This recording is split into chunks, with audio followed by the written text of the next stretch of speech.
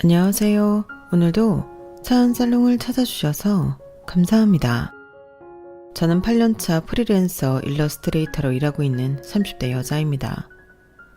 처음 이 업계에 발을 들였을 때 운 좋게 캐릭터 디자인과 일러스트를 담당했던 게임이 대박이 나면서 첫 시작부터 성공적으로 제 이름을 알리게 되었어요.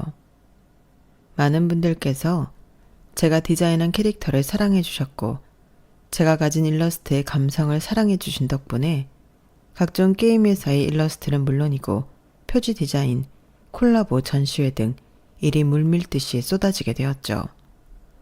그래서 솔직히 말하면 20대 중반쯤부터 저는 제 나이 또래의 친구들에 비해 훨씬 수입이 좋았던 편이었어요. 하지만 프리랜서 생활이 오래되었다 보니 그만큼 밖에서 사람을 만날 기회는 적었죠. 간간히 연애를 하기는 했지만 너무 다른 생활 패턴이라든가 성격적 차이 등으로 오래 연애를 지속하지 못했어요. 처음에는 특이한 일을 하는 제게 호기심이 있어서 다가왔다가 흥미가 떨어지면 금방 식는 시기였죠. 그러다 남편을 만났어요. 연애에 적극적인 성격은 아니었지만 언젠가는 좋은 사람을 만나 결혼하고 예쁜 아이를 갖고 싶다는 생각은 늘 하고 있었어요. 감정 기복이 없는 평온한 성격에 제가 하는 일의 특성을 이해하고 존중해주는 사람이면 좋겠다 싶었죠. 30대가 되니 주변 친구들이 하나둘 결혼을 하고 혼자가 된 기분이 들더라고요. 그때 한 친구가 지인의 지인 소개로 남편을 소개해줬어요.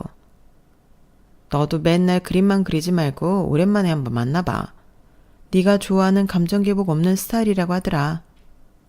소개를 선호하는 성격은 아니었지만 더 늦었다가는 기회가 영영 없겠다는 생각에 만나봤어요. 그런데 친구의 말대로 정말 감정 기복 없이 평온하고 차분한 사람이더라고요. 일러스트레이터라고 들었어요. 너무 멋진 직업이네요. 좋아하는 일을 하면서 돈을 벌 수 있다니 정말 꿈 같을 것 같아요. 혼자서 일한다니 쉬운 일이 아닐 텐데 참 고충도 많을 것 같네요. 존경스러워요. 그 말이 참 인상 깊었어요.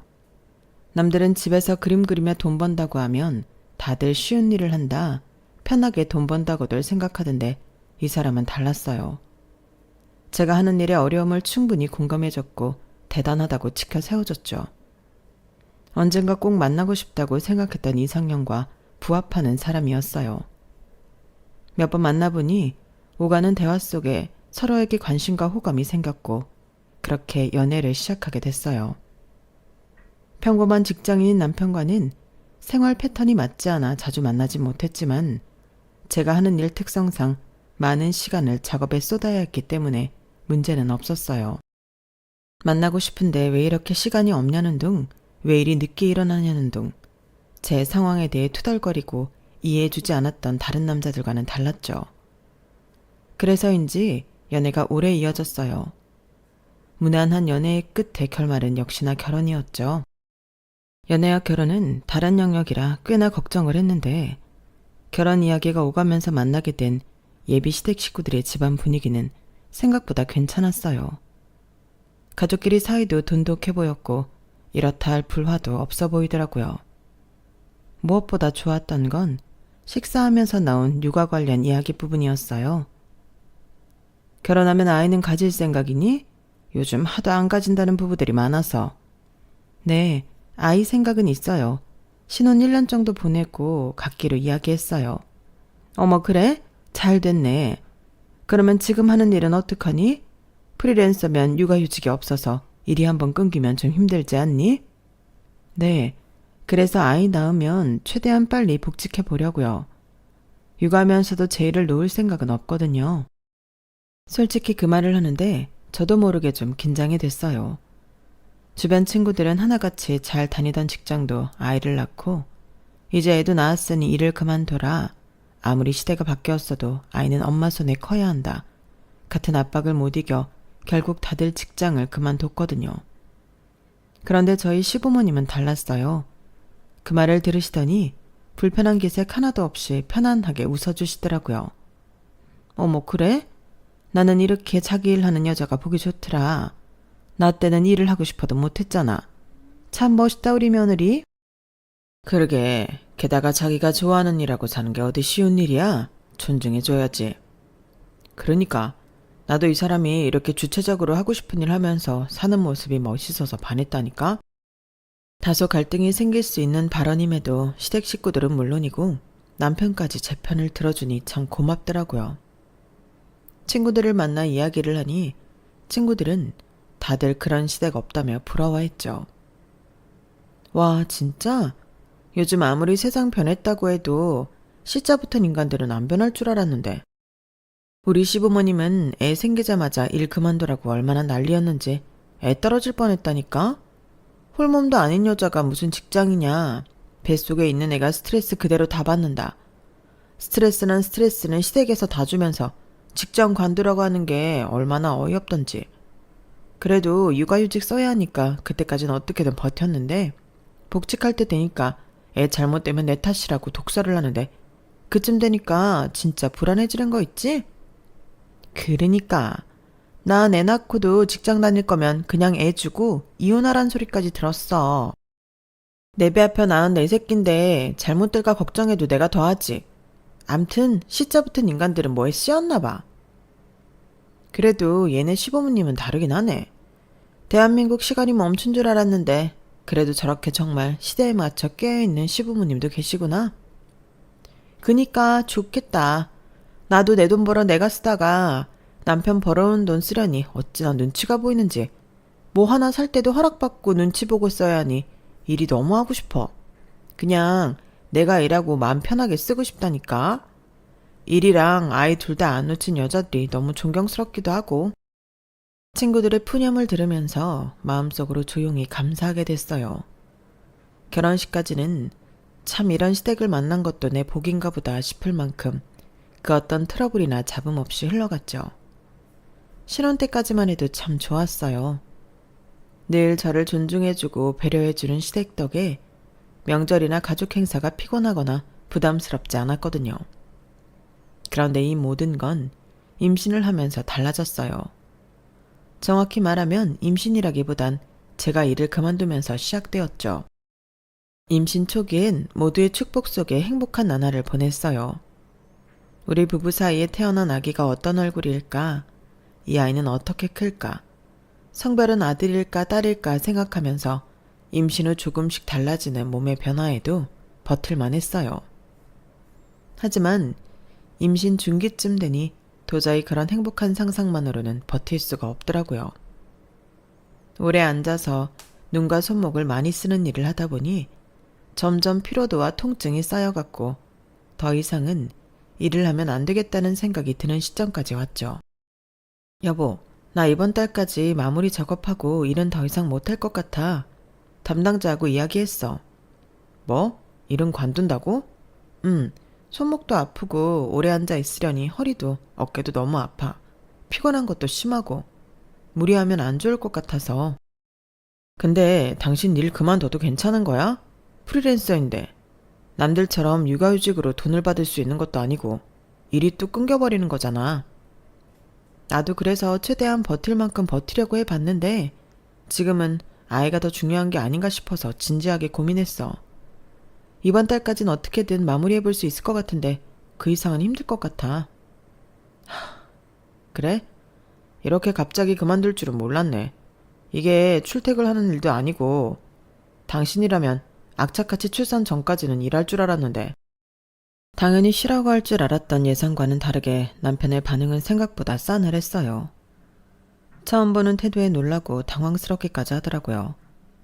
그날은 그렇게 어영부영 이야기를 끝맺지 못한 채 넘어갔어요. 남편의 반응이 그러니 시댁에도 차마 말을 못하겠더라고요. 그래? 그래도 갑자기 그만둔다고 하니 당황스러울 수는 있지. 당분간 혼자 벌어야 된다고 생각하니 부담스러웠나 봐. 너무 안 좋게 생각하지 마. 니네 남편이나 시댁이나 그런 거 이해 안 해줄 사람들은 아닌 것 같은데? 그치? 나도 좀 예민하게 받아들인 거겠지? 남편이야 바로 자기한테 다가온 현실이니 당황해서 그렇게 반응할 수도 있을 것 같아. 시댁 식구들은 이해해 줄 거야. 네가 관두고 싶어서 관두는 것도 아니고 몸이 아파서 그런 건데. 건강한 아이 낳으려고 하는 거니까 이해하시겠지. 남편이 반응이 저러니까 시댁에도 괜히 말 못하고 있었는데 고마워. 시댁에도 얼른 이야기해야겠다. 친구가 준 용기에 그달 말 시어머니 생신 때 이야기를 꺼내기로 했어요. 하지만 시댁의 반응은 처참했죠. 아니, 벌써 일을 관두는 거니? 프리랜서는 일 한 번 끊기면 타격이 큰 거 아니니? 일하는 만큼 버는데 벌써 관두면 어떡하려고 그래? 이제 딸린 입이 하나 더 느는 건데 돈을 많이 모아둬야지. 애 낳으면 또 조리원 갔다가 애 본다고 당분간 일 못할 거 아니야. 요즘 외벌이로 사는 게 얼마나 힘든데. 출산 전까지 일하겠다고 해서 참 괜찮게 봤는데 이제 와서 좀 힘들다고 놀고 먹겠다는 거야? 일 끊기는 거 제일 싫은 건 저예요. 그런데 임신한 몸으로 하루 종일 작업하려니 체력이 정말 예전 같지 않아서 그래요. 어머님도 임신해보셔서 아시잖아요. 손목 어깨 다 무리가 오고 피곤하면 더하고 화면을 오래 보니 눈도 아프고 허리는 말할 것도 없어요. 태어날 아기 생각하면 지금부터 일을 중단하는 게 나을 것 같아서 그래요. 임신하면 몸 아플 거 모르고 그런 소리 했니? 아무튼 다 의지 문제지. 우리 때는 김장하다 애 낳고 그랬어. 기껏해야 편히 앉아서 그림이나 그리는 거면서 뭐 그리 힘든 일 한다고? 어이가 없고 서러웠지만 남편마저 저를 외면하더라고요. 어차피 더 반박해봐야 들을 생각도 없어 보여서 입을 꼭 다물었어요. 그래도 사람이 참 희망을 잃고 싶지 않은 건지 이것도 다 제가 갑자기 일을 그만둔다고 하니 온 식구가 당황해서 그런 걸 거라고 생각했어요. 시간이 지나면 다 이해해 줄 줄 알았죠. 하지만 나중에야 깨달았어요. 이해는커녕 시댁에서 일을 놓지 않는 며느리를 환영했던 이유가 어떻게든 자기 아들 힘들지 않게 하려는 이유였다는 걸요. 남들은 임신하면 일을 그만두라고 압박한다는데 저는 완전히 반대였어요. 시부모님은 어떻게든 저를 일하게 만들려고 혈안이었죠. 작업을 깔끔하게 마무리하고 몇 주간 쉬니 몸은 점차 체력을 회복했어요. 못 자던 잠도 푹 자고 음식도 직접 만들어서 건강하게 먹고 가벼운 산책을 하고 요가원도 끊어서 몸을 풀어주니 살 것 같더라고요. 그런데 어느 날 갑자기 시부모님께서 연락도 없이 찾아오시더라고요. 두 분 다 양손 가득 커다란 박스를 들고서요. 처음엔 제가 임산부다 보니 제 몸을 위해 이것저것 챙겨주신 줄로만 알고 감동했어요. 하지만 박스를 열자마자 그런 기대는 산산조각 났죠. 어머, 어머님, 아버님, 이게 뭐예요? 화장품?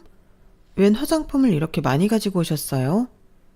박스를 열자마자 화장품이 보이길래 튼살 크림 같은 건가 했는데 화장품 용기가 너무 작고 여러 개인데다가 종류가 똑같은 제품이 잔뜩 있더라고요. 어리둥절해하고 있으니 시부모님께서 가방에서 뭔가를 또 잔뜩 꺼내셨어요. 너 이제 좀 쉰 지 오래되지 않았니? 체력은 회복했을 테니 집에서 몸에 무리가 가지 않게 할 수 있는 일을 우리가 받아왔다. 내 지인이 화장품 회사를 다니는데 샘플 포장하는 알바가 필요하다고 하더라고. 집에서도 할 수 있다길래 네 생각이 나서 얼른 받아왔지. 이제 일도 못하는데 어떻게든 네 밥값은 해야 될 거 아니니? 이대로 쭉 복직할 때까지 더부살이 할 생각은 아니지? 네? 이걸 저보고 다 포장하라고요? 왜? 이렇게 비닐 하나당 4종류만 넣고 비닐 닫으면 끝이야. 설마 이 간단한 것도 힘들다고 못하겠다고 할 생각은 아니지? 어머님, 진짜 호준씨 어머님이 나온 거 맞으시죠? 뭐라고? 갑자기 그게 무슨 소리야? 뭐 아버님은 임신을 해본 적이 없으니 뱃속에 아이를 품고 있는 것만으로도 얼마나 몸의 변화가 크고 힘든지 모르실 수도 있겠다 싶지만 어머님은 아니시잖아요. 그런데 너무 모르는 사람처럼 구시길래 남편을 어머님이 낳은 게 아닌가 싶어서요. 이게? 어머님 배로 낳은 자식이 맞다면 죄송한 말이지만 저한테 해도 너무하신 거 아니세요? 애초에 손목 아파서 하고 싶은 일도 못하고 쉬는 사람한테 또 손목 쓰는 일을 하라고요? 전 못해요. 이제야 좀 회복하고 살만해졌는데 괜찮아지자마자 일을 하라뇨. 말도 안 되는 소리세요. 그럼 우리가 들고 온 것까지만 해. 우리도 어렵게 부탁해서 일부러 받아온 거야. 이것도 원래 회사 가서 해야 되는 일이라고. 그럼 어머님, 아버님께서 하시면 되겠네요. 퇴직하시고 집에서 심심하시죠? 적적함도 달래고 생활비도 보태고 하면 딱이겠는데요. 너 하라고 가져온 거라니까. 얘가 지금 무슨 소리라는 거야? 우린 이런 건 못해. 아까는 쉬운 일이라면서요. 저도 못해요. 두 분께서 어렵게 받아오신 일이니 직접 하시든 다시 돌려드리든 하셔야죠. 저는 일 받아달라고 한 적 없어요. 가지고 돌아가세요. 저는 박스를 들어 집 밖에 내놨고 어머님 아버님은 어이없다는 듯 들릴 듯 맞듯한 목소리로 제 욕을 하며 나가셨어요. 이런 일을 겪고 나니 저도 더 강해져야겠다는 생각이 들더라고요. 아니나 다를까 시댁의 횡포는 그때부터 시작이었어요. 몸이 어느 정도 회복되고 나서 친구들에게 연락이 오기 시작했어요. 서윤아, 너 일 그만뒀다면서? 그럼 아기 나오기 전에 좀 만나자. 너 일할 땐 일 바쁘다고 잘 못 만났는데 아기 나오면 또 육아하느라고 못 만날 거 아냐. 어머, 난 너무 좋지. 나도 니네 너무 보고 싶다. 나도 하루 종일 일 없이 집에만 있으니 적적해. 임신한 저를 신경 써서 친구들이 저희 집 앞까지 와줬어요. 동네에서 제일 크고 분위기 좋은 브런치 카페에서 같이 점심을 먹고 차를 한 잔씩 마시며 수다를 떠니 알게 모르게 속에 쌓였던 스트레스가 확 풀리더라고요. 게다가 친구들이 임신을 축하한다며 선물도 사들고 오고 몸 걱정도 많이 해줘서 정말 고맙고 감동이었죠. 얘들아, 와줘서 정말 고마워. 니네 덕분에 오늘 너무 즐거웠어. 고맙긴. 우리도 너 보니까 너무 좋다. 이제 자주 보자. 우리가 올게. 그래. 우리도 애들 어린이집 보내놓고 심심해. 이 시간에 딱 모이면 되겠다. 나야 너무 좋지. 맨날 와도 돼. 그렇게 일할 땐 자주 보지 못했던 친구들과 시간이 맞아 종종 같이 점심을 먹곤 했어요. 그런데 어느 날 시댁 식구들이 모인 단톡방에 갑자기 제 사진이 올라오더라고요. 친구들과 자주 갔던 동네 브런치 카페에서 친구들과 수다 떨고 있는 제 모습이었어요. 몸 안 좋다고 일 드신다더니 아주 즐거워 보인다? 너 집안일은 하니? 아이고, 살판 났네. 언제는 애 낳아도 일은 계속 할 거라더니 역시 사람 말을 고지고대로 믿으면 안 되는 거였는데 팔자 너무 좋아 보이네. 사진 올린 사람은 신우이였고 시부모님이 번갈아가며 답장을 했어요. 이걸 언제 찍으신 거예요? 아니, 근처에 미팅이 있어서 나왔다가 우연히 봤는데 즐거워 보여서 공유한 거야. 오해하지 마, 올케. 근데 솔직히 나도 좀 놀랐다. 올케 몸이 많이 안 좋다고 들었거든. 이 정도로 쌩쌩한 거면 혹시 부탁 하나만 해도 될까? 네? 무슨 부탁이요?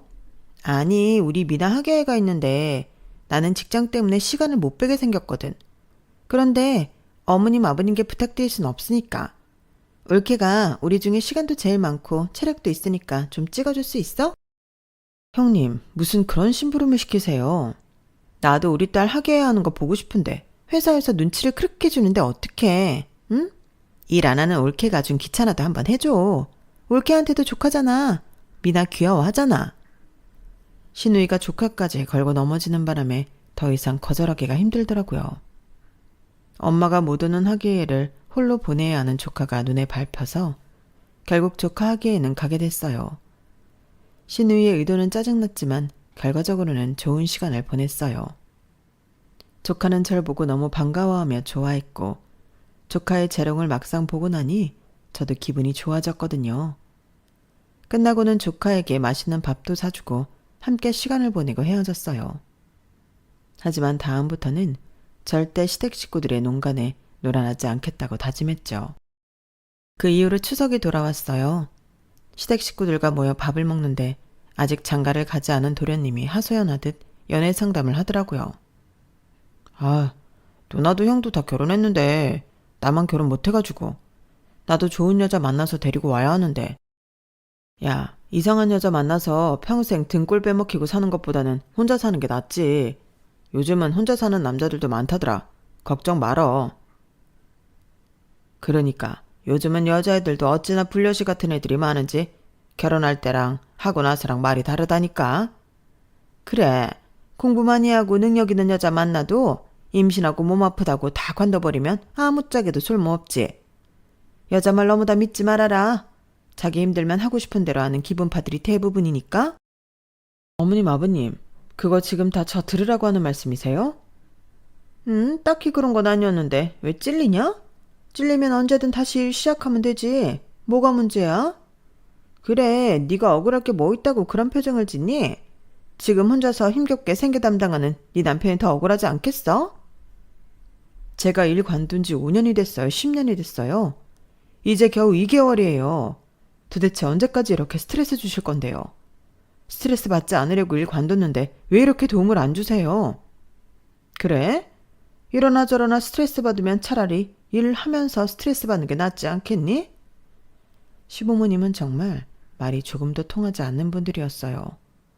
결혼 초 제 직업을 존중하던 모습이 이렇게 독이 되어 돌아올 줄은 정말 상상도 못했죠. 어느샌가부터 저는 시댁에 가면 입을 아예 다물게 되더라고요. 말을 섞어봤자 스트레스가 더 심해질 뿐이었고 뱃속에 있는 아이도 생각을 했어야 했으니까요. 그래도 버틸 수 있었던 건 주변 친구들과 친정 식구들의 따뜻한 애정과 관심 덕분이었어요. 임신 후기로 갈수록 뭘 먹어도 속이 메스껍고 힘이 나지 않았는데 그래도 이상하게 고기는 잘 들어가더라고요. 그걸 눈치챈 친정 엄마께서 한우를 몇 세트 보내주셨어요. 고기 잘 먹는 걸 보니 아들이 맞긴 맞네. 많이 먹고 몸 관리 잘해라. 엄마, 아빠, 이렇게 많이 보내주시면 어떡해요. 반 나눠서 엄마, 아빠 가져가세요. 저 이렇게 많이 다 못 먹어요. 아우, 먹어. 아기 나오면 너나 이서방이나 힘쓸 일 많아. 많이 먹어둬야 힘내서 아이도 키우지. 부모님께 몇 팩 돌려보내드리려고 했지만 부모님은 끝내 거절하셨어요. 정말 질 좋은 고기로 사다 주셔서인지 더부룩한 와중에도 맛있어서 잘 들어가더라고요. 사다 주신 고기만 구워 먹어도 막달까지 충분히 끼니 해결이 가능하겠다 싶을 정도였어요. 하루는 친구들이 출산 전 마지막이 될 것 같으니 꼭 보자고 해서 주말에 남편을 집에 두고 외출했다가 돌아오는 길이었어요. 친구들이 출산 잘하고 돌아오라며 준비해준 케이크도 자르고 즐거운 시간을 보내다 와서 기분이 정말 좋은 상태였죠. 그런데 현관을 열었더니 집안이 온통 고기 굽는 냄새로 가득하더군요. 게다가 거실에는 큰 상이 펼쳐져 있고 언제부터 와 있었는지 시댁 식구들이 모여 있었어요. 왔어? 재밌었어? 고기를 굽고 있던 남편이 태연하게 저를 부르더군요. 한쪽 구석에는 저희 부모님이 선물한 한우팩들이 다 뜯겨서 불판 위에 구워지고 있었어요. 시댁 식구들은 벌써 몇 판을 구워 먹은 건지 배를 두들기면서 벽에 등을 기대고 반쯤 누워있더군요. 아유, 이거 참 고기가 진짜 좋은 고기네. 엄청 비싼 건가? 태어나서 먹어본 고기 중에 제일 맛있는데? 그러니까 아주 입에서 살살 녹네. 미나야, 얼른 하나 더 먹어. 이런 고기는 사서 먹으려면 못 먹어. 지금 다들 뭐 하세요? 준호가 집에 특불 한우 잔뜩 선물 들어왔다고 다들 와서 나눠 먹자고 해서 없던 시간도 쪼개서 왔지? 당신이 그랬다고? 우리 둘이서 저 많은 걸 어떻게 다 먹어? 이왕 좋은 고기 들어왔는데 다 같이 나눠 먹는 게 좋지. 그 다 같이에 시댁 식구들만 있어? 이럴 거였음 우리 부모님도 챙겼어야지. 당신 부모님은 당신이 챙겼어야지. 당신이 굳이 안 챙기길래 나도 가만히 있었던 건데? 그리고 어차피 나눠 먹을 건데 무슨 당신 식구 내 식구를 가려. 지금 그게 온 식구 다 불러서 내 몫으로 선물 받은 고기 나눠 먹은 당신이 할 소리야? 남은 건 있기나 하니? 어이가 없어 냉장고를 열어보니 제 몫으로 남은 건 한 팩도 없었어요. 어제 우리 한 팩 구워 먹었잖아. 한 팩 먹었으면 됐지. 뭘 얼마나 더 먹게? 됐어. 당신 나와봐. 어머님, 이거 저 먹으라고 친정에서 보내주신 거였어요. 요즘 고기 말고는 들어가는 게 없어서 친정에서 걱정하면서 보내주신 거예요. 어머, 그래? 몰랐네. 그럼 우리가 다음에 삼겹살 사올게. 요즘 마트 거도 맛있어. 웃으며 말하는 그 뻔뻔함에 순간 피가 거꾸로 솟는 느낌이 들더군요. 좋은 고기는 다 같이 먹는다면서 정작 제 몫은 한 점도 안 남기셨네요. 어떻게 다른 것도 아니고 임산부 먹을 걸 뺏어 드세요? 먹을 거 그렇게 없으세요? 예, 넌 무슨 말을 그렇게 하니? 우리가 일부러 그랬어? 준호가 와서 가족들 좋은 고기 한 점이라도 더 먹어보라고 불러서 온 건데 왜 네가 초를 쳐? 왠지 몰라서 물으세요?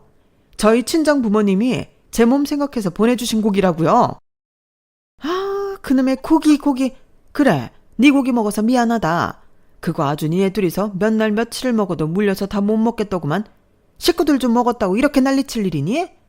너 고기만 들어간다는 것도 거짓말이지. 그냥 고기 얻어내려고 한 소리 아니야? 이렇게 고기에 집착하는 걸 보면.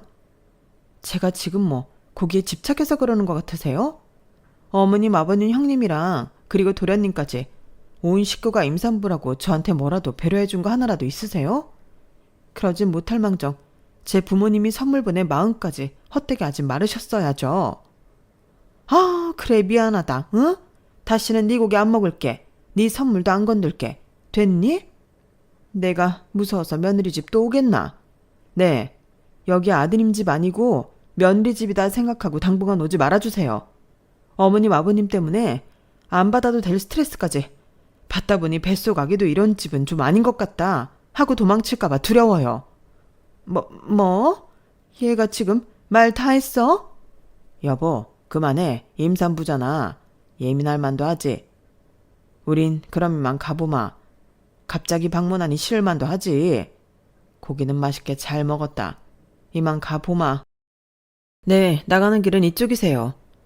시부모님과 실랑이를 벌이고 있는 와중에도 형님이 고기 한 점이라도 조카에게 더 먹이라고 엉덩이를 안 떼고 있는 모습이 얄미워 칠이 나가는 문을 가리켜줬어요.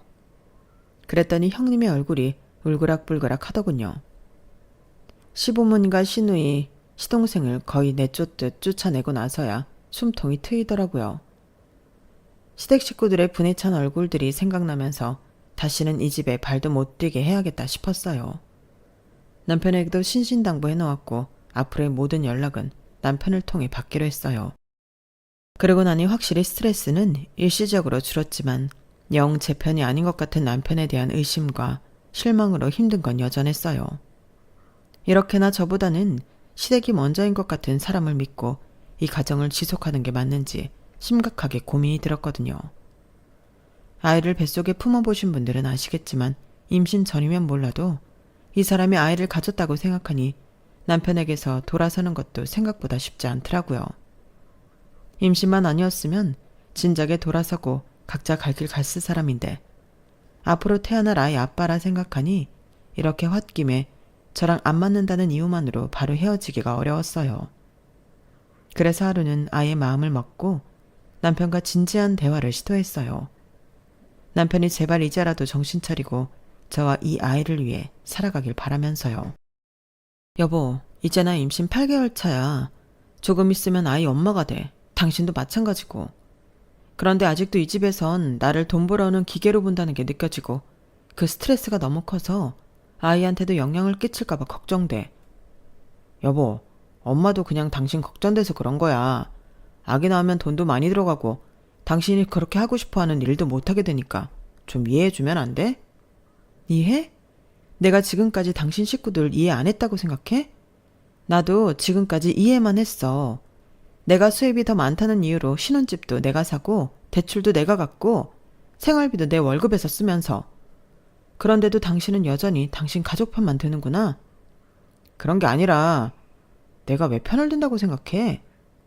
당신이 나랑 내 아이를 우선시할 생각이 없다면 난 당신이랑 앞으로 살아갈 생각 없어. 여보, 벌떡 그렇게 극단적으로 그래. 당신 임신해서 예민해져서 그래.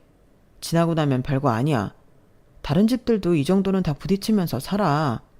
당신 전에는 우리 부모님이 당신 일 존중해줘서 좋다며, 감사하다며. 사람이 좋은 점이 있으면 안 좋은 점도 있고 한 거지. 어떻게 다 당신 입맛에 맞는 사람들만 있겠어. 나도 노력할게. 근데 우리 식구들은 내 노력으로 바뀔 수 있는 게 아니잖아.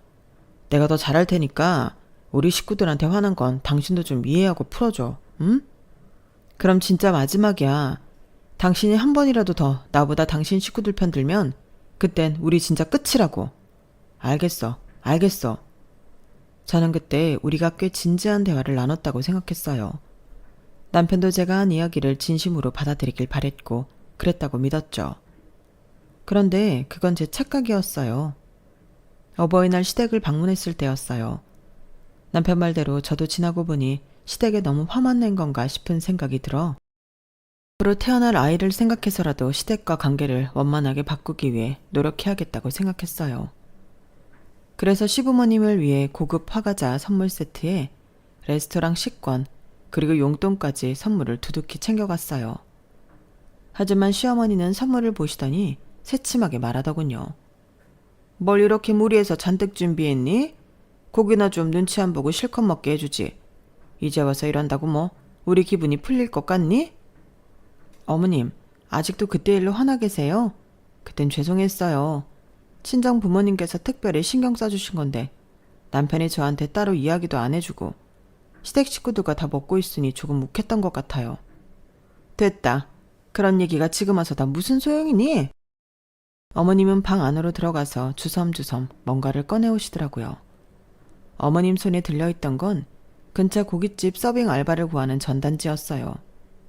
어머님은 전단지를 테이블 위에 척 내려놓더니 말씀하셨죠. 선물은 됐고 이거나 해. 집에서 놀고 먹지 말고. 그렇게 좋아하는 고깃집에서 일하는 건데 어때? 이게 우리한테 주는 제일 좋은 선물 아니겠니? 그 말을 듣는 순간 정말 머리가 띵해지더군요. 몇 번을 같은 주제로 싸움을 반복해도 이건 내가 스스로 끝내지 않는 이상 안 되겠구나 하는 생각이 들었어요. 어머님, 일은 제가 안 한다고 몇 번이나 말씀드렸잖아요. 어떻게든 제가 임신하고도 일하는 꼴을 봐야 속이 시원하시겠어요? 왜? 너도 좋아하는 고깃집에서 용돈도 벌고 하면 좋지 않니? 언제까지 남편 돈으로 살 거야? 그것도 마음 불편하다 너? 그래도 혹시나 남편이라면 이제는 다른 반응을 하지 않을까 기대했던 것 같아요.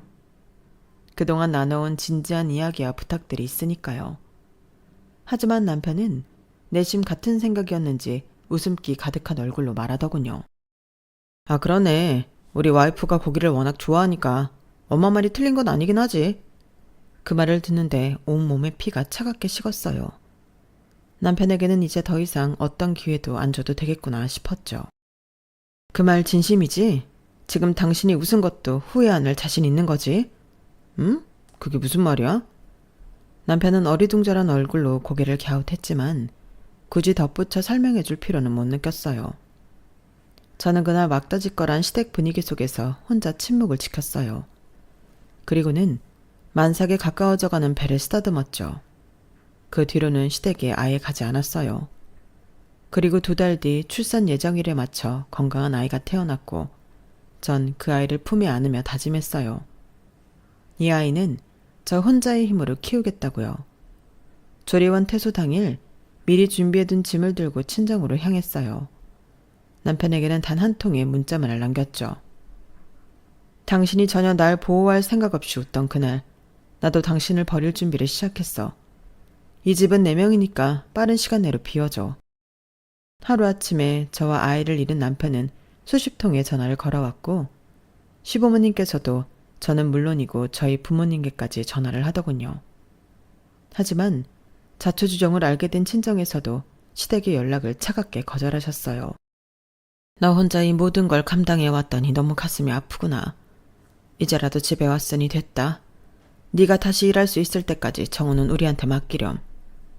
그래, 네가 경제력이 있을 때는 그렇게 극진히 대접해주더니 아이 낳자고 일 관둔 걸로 사람을 하루아침에 그렇게 취급할 줄 누가 알았겠냐. 나도 그런 집인 줄 알았다면 우리 귀한 딸 시집 안 보냈다. 이런 결정 내리기 쉽지 않았을 텐데. 잘했다. 뭐가 걱정이니? 아직 엄마 아빠가 네 곁에 있는데. 그날 느꼈어요. 정말 피가 물보다 진하다는 말이 괜히 있는 게 아니란 걸. 결혼이라는 서약만으로도 저에게 든든한 버팀목이자 동반자가 되어줄 줄 알았던 남편은 결국 결정적인 순간에는 늘 시댁 편이었어요. 결혼을 하고 나서는 친정에 기대면 안 된다는 생각에 힘든 일이 생겨도 꾹 참고 털어놓지 않았던 친정 부모님은 오히려 가장 어렵고 힘든 순간에 가장 큰 힘이 되어주시더라고요. 부모님께 참 죄송하고 감사한 마음이 들면서 또 한편으로는 다행이라는 생각이 들었어요. 부모님이 아니었다면 이렇게 자신을 위한 결정을 내릴 수 없었을 것 같았거든요. 제가 겪은 모든 일을 알게 된 친정 부모님께서는 남편을 압박해 이혼 서류를 작성하게 했고 오랜 시간 후 남편이 끝내 이혼 서류를 작성해서 보내주자마자 저는 바로 이혼을 했어요. 그 사실을 뒤늦게 알게 된 시댁에서 난리를 쳤지만 이미 늦었죠. 저는 남편에게 충분한 시간을 줬지만 남편은 이런저런 핑계를 대며 집을 나가지 않더라고요. 이 집에 있으면 언젠가 당신이 돌아올 것 같다느니 이상한 소리를 하길래 그냥 집을 팔려고 내놔버렸어요. 제가 아닌 다른 집주인이 생기자 별 수 없이 나가게 됐죠. 지금은 그 집을 판 돈으로 새 집을 샀고 친정 부모님을 모시고 와서 같이 살고 있어요. 그런데 정말 신기하게도 1년 사이에 남편과 살던 옛집은 집값이 똑 떨어진 데 비해 새로 이사 온 집은 집값이 많이 올랐어요. 그때 집을 내놓은 게 신의 한 수였죠. 아이는 그동안 제 손으로 직접 키웠고 이제는 다시 슬슬 복직 준비를 하려고 해요. 마침 예전에 디자인했던 제 캐릭터가 추억의 게임들이 회자되면서 다시 인기를 얻어 작업 제안이 들어오기 시작했거든요. 친정 부모님과 함께 살고 있으니 아이를 봐주실 수 있어 크게 걱정할 것도 없었죠. 이혼을 하기 전엔 걱정이 정말 많았는데 막상 하고 나니 일이 잘 풀리는 것 같아요. 이 결혼으로 하나 얻은 게 있다면 나를 사람답게 대하지 않는 것에서 애써 머물 이유도 버텨야 할 이유도 없다는 걸 몸소 깨달았다는 점이에요. 이제 저는 다시 제 인생을 새롭게 그려나가고 있어요. 그리고 제 품에 있는 이 작은 아이에게 세상에서 가장 단단한 사랑만을 가르쳐 줄 거예요. 제 이야기는 여기까지입니다. 들어주셔서 감사드리고요. 저를 응원해 주세요. 항상 건강하시고 행복하시고요. 여러분, 사연 댓글에 응원과 현명한 조언 부탁드려요. 좋아요와 구독은 저에게 큰 힘이 됩니다. 오늘도 좋은 일 가득하세요.